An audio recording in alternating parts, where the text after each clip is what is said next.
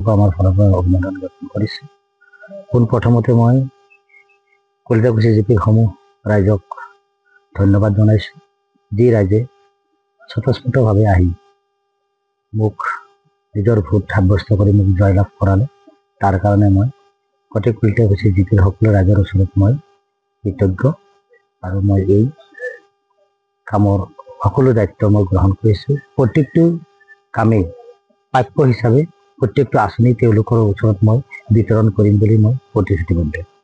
বহু প্ৰত্যাখ্যা বহু জল্পনা কল্পনাৰ অন্তত আপুনি জয়ী সাব্যস্ত কৰিছে, ইমান সহজ নাছিলে আচলতে। হয়, যিহেতু মোৰ এগেইনষ্টত তেওঁলোকে ষ্টাৰ কেম্পেইনাৰ পৰ্যন্ত ইয়ালৈকে নমাইছে। বিধায়িকা সুমন হৰিপ্ৰিয়াও কেইবাখনো মিটিং কৰিছে, আঙুৰলতা ডাঙৰীয়ানী তেওঁ কেইবাখনত মিটিং কৰিছে।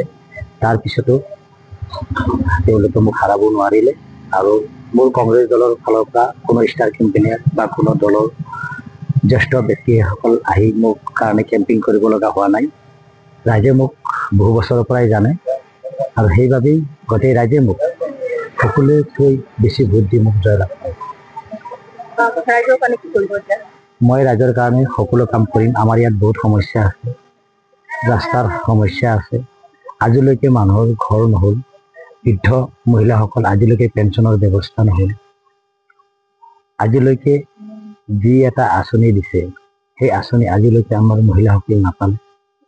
বিশেষকৈ স্কুলত যোৱা সময়ত যিটো ৰাস্তাৰ ব্যৱস্থা সেইটো বহুত কষ্টকাৰক।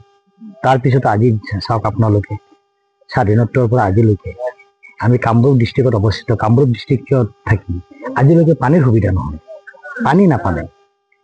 সেয়াহে এইবোৰ যিমান সমস্যা আছে মই সমাধান কৰাৰ কাৰণে যথাযথ মই চেষ্টা কৰিম। মহিলাৰ কাৰণে মইতো কৈছোঁ, মহিলাসকলৰ কাৰণে যিখিনি সুবিধা আছে, বিশেষকৈ বৃদ্ধ পেঞ্চন সেইসকলে পোৱা নাই। কেতিয়াবা কান্দে মোৰ ওচৰত আহি, দুখ লাগে। তেতিয়াই মই তেওঁলোকক কৈছিলোঁ, আপোনালোকে ভোট দি মই জয়যুক্ত কৰাব। মই কথা দিছোঁ প্ৰত্যেকজন বিধৱাই প্ৰাপ্য হিচাপে তেওঁলোকৰ পেঞ্চন পাব লাগিব। যি অৰুণোদয় আঁচনিৰ পৰা মানুহখিনি বঞ্চিত হৈ আছে সেইখিনি অৰুণোদয় আঁচনি পাব লাগিব। কাৰণ তেওঁলোকে গভমেণ্টত দিয়া টেক্সসমূহ সম্পূৰ্ণৰূপে দিছে। তেওঁলোকে যি খাদ্য খাইছে সেই টেক্সবিলাক আমাৰ চৰকাৰখনে পাইছে। সেয়াহে আপোনালোকক জৰিয়তে মই অনুৰোধ জনাম অসম চৰকাৰক তথা হিমন্ত বিশ্ব শৰ্মা ডাঙৰীয়া, যে যিখিনি মহিলাই তেওঁৰ প্ৰাপ্যৰ পৰা বঞ্চিত হৈ আছে, বিশেষকৈ বৃদ্ধ মহিলাসকল, তেওঁলোকক যাতে বৃদ্ধ পেঞ্চনৰ সুবিধা কৰি দিয়ে।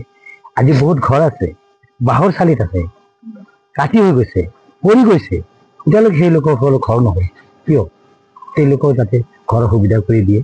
আৰু সেইসমূহ সমস্যা সমাধানৰ কাৰণে ৰাইজে মোক আগবঢ়াইছে আৰু মই ৰাইজৰ হকে কাম কৰিম বুলি প্ৰতিশ্ৰুতিবদ্ধ।